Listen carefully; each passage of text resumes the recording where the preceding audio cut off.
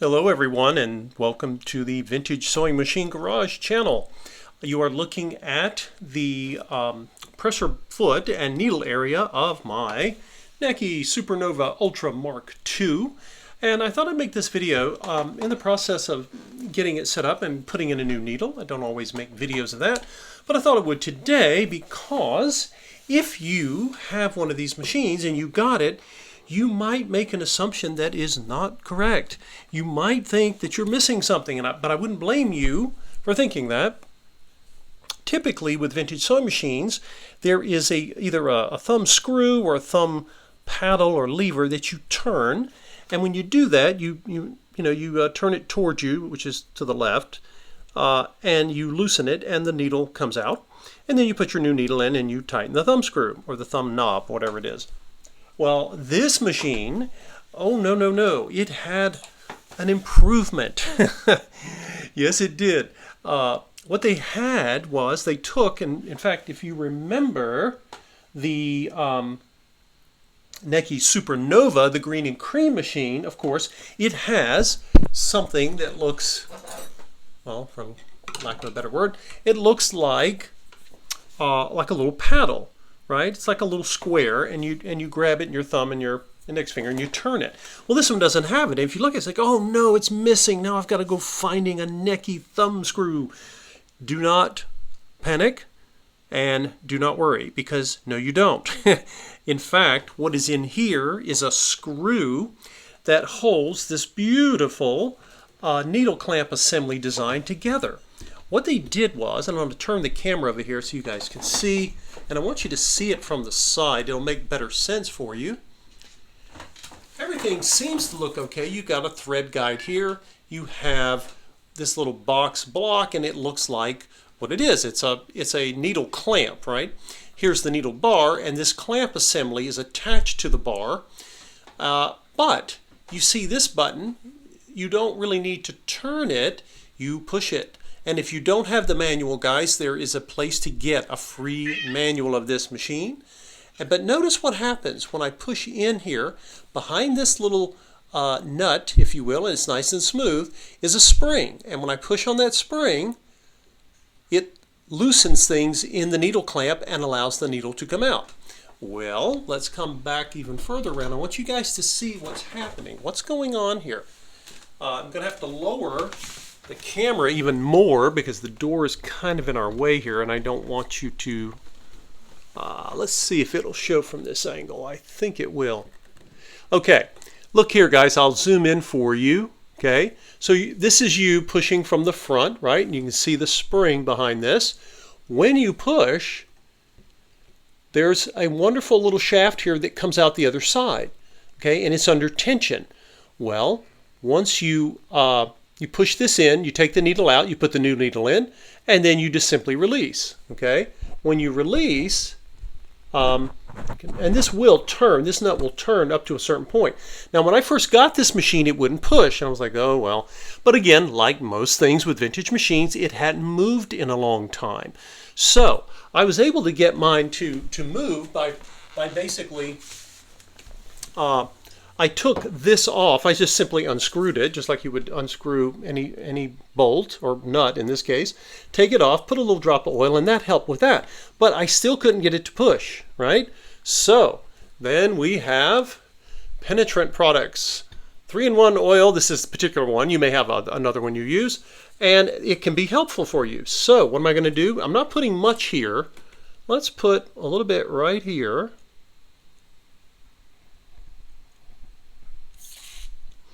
And that's already too much. I got to sop that up. But now, what do I want to do here? I got to get you guys to see what I'm doing without getting in the way. So now, what do I need to do? I need to spray this product, but I want to do it. I'm going to move this over here. This door wants to get in our way. Okay, so we're going to push, and when I do, notice it exposes this shaft on the back. Just put a little bit right here. Okay, and now things are moving really well again, and it smells like penetrant, so I got to clean it up. But this should suffice for what we're doing, okay? This little assembly comes apart. You can take the nut off. There's a spring. And on over here where you might have thought that you were missing something, on the back of this clamp is a small screw. And you need a small screwdriver, and you can simply turn it and loosen it, and all of these pieces come right off. All needle clamp assemblies, by the way, they come off of the needle bars. Even simple singers do, and this one does too. So you can disassemble the whole thing. Mine is very clean. This machine did not lead a hard life, which is why it looks so gorgeous. But and things are moving very well here. If they're not and they're stuck, then you can come from behind here where my finger is and turn that screw, and when you loosen it, these pieces, make sure you're ready to catch them so that you don't lose them, and they will simply, the entire needle clamp will come off. It'll come off the bar, and you can take all of your parts. Your spring will come off, your shaft, and you simply clean them, lubricate them, and put them back. It's a wonderful design, really simple and convenient, because now you don't have to turn the knob, and it's just push and play. And again, this was another way that Necchi was trying to keep their product fresh. Don't forget, every year there were competitors out there having new machines for sale, and when you have a design like this one and a company like Necchi, it took so much money, so much capital to retool. When I say retool, I mean changing all of the dies that are used to create metal parts. You have this design. You want to keep it. You want to keep selling it as long as you can and making a profit. And they change things like, the knob assemblies for the attention assembly. Changes here and there, but basically trying to freshen it. You see this with cars sometimes when they'll make changes here and there to make it look new, even though it's not totally new. But if you're a fan of these machines, you don't care, because these machines are incredible.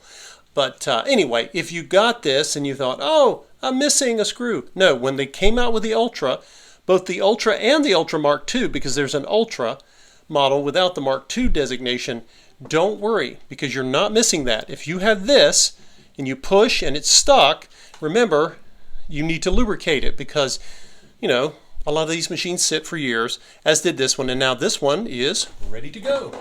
So we'll take a rag here, and first thing is to get up some of this dribble that I got on the machine. It won't hurt the bed. In fact, it'll clean off some of any of the. I think I've pretty much gotten this one cleaned. The paint is so gorgeous on this machine. Anyway, let's take, I've got a new needle to put in here. People who sew and who get these machines, they all have different needs for needles, but I like to start with a clean, fresh, brand new needle for a client when they get a machine from me. And this happens to be Oregon brand. These are their titanium needles. They cost a little bit more, but they last, they're really wonderful. And you'll know them because they have this brass color on them. This is a size 16. This is 15 by 1 in North America. Oregon calls it HA by 1, or 130/705H, or 15 by 1. You can see it there. So remember, this machine, like many from the vintage period, the flat side of your needle shaft, remember there's one flat side. See if we can get it in the light here. There we go. There's the flat side, and the rest of it's round. It's like the letter D if you were to put it under a microscope in this direction. Anyway, you need to find that flat side, and you want to turn it to the right. Okay, and on the other side of that flat side, on here on the left, you should feel, where are you, flat side? Come here. You should feel a groove, right? Remember, one side of your needle has a groove, and that's for your thread. So again, you want to get this correct, and I like this feature on the Ultra because it basically just, you push the button, it's a lot easier. But it's a good time to cover with you guys. It's a good place to remind you of certain things that have to do with the installation of needles, so I'll cover that now. So we're going to come down, get my needle lined up over the the opening and the needle plate there. And I see my flat side needs to come around. Working with some daylight here, so hopefully that's helpful. There we go. Okay, I'm going to find the opening in the needle bar. But notice the needle won't go in. Why? Because I'm not pushing on the button. So let's push on the button, hold the button.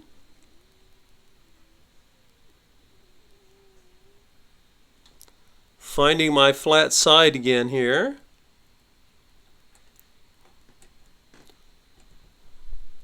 And I feel the needle going in. I think I do. Notice that the needle's in, but it's not totally vertical, right? So I need to push in and release.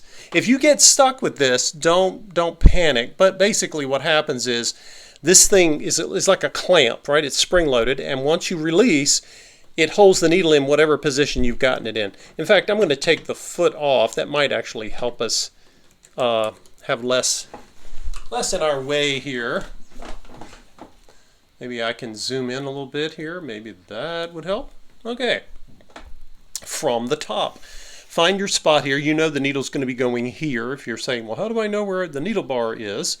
You want to make, in fact, if you want to make this even easier, I'm going to come up here, guys, and I'm going to move my needle back to center position, and it's in the middle, and that means that it's going to be easier for me to know where my needle bar is versus where my needle needs to be.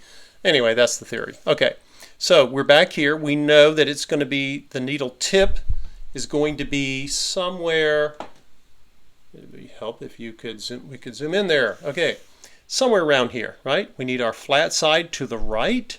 This applies to almost every vintage machine except for a few of the Singers. Now, before you put the needle shaft up, you got to hold it in your fingers, push in, okay?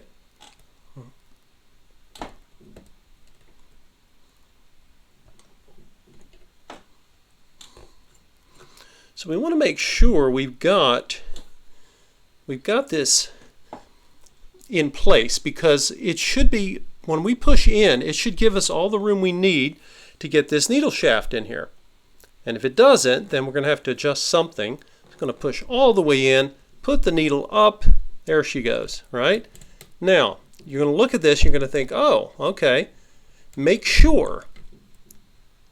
I'm taking the needle and I'm pushing up. You want to make sure it's all, keep your pressure on this button. It almost seems less simple than the old style, but you want to, don't let the pressure up off this button, because if you do, the needle's going to stop wherever it is when you let go.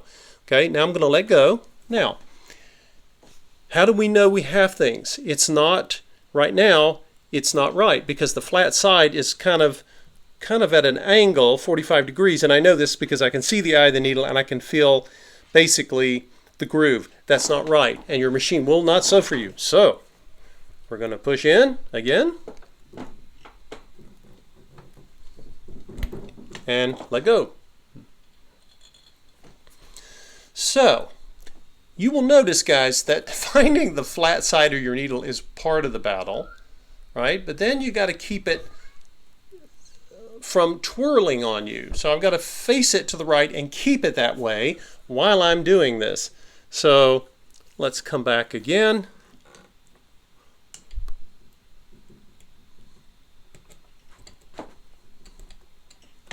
Okay, what I did was this nut, you can't keep going to the left too much, it'll come off, but I loosened it, which gave me a little more space.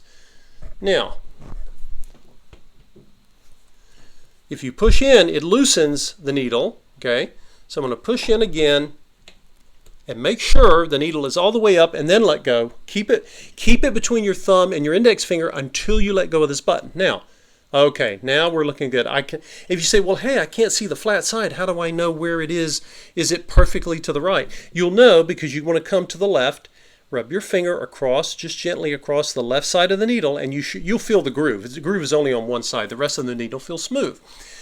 Now, remember what I said, and this is true of all sewing machines. When this needle gets inserted upward, it has to be all the way up until it stops. You hold it there, and then you let go of this, this push button. Then you should be fine. If you don't have the needle all the way up, you will know because your timing will be off, and it will not form a good stitch.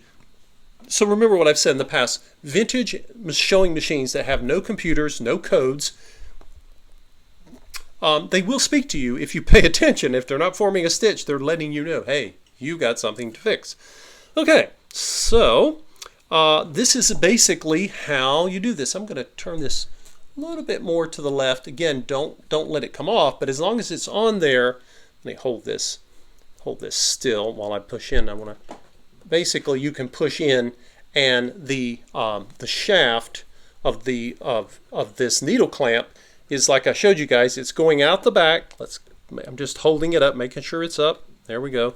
That should be fine. That should be as far up as it needs to go.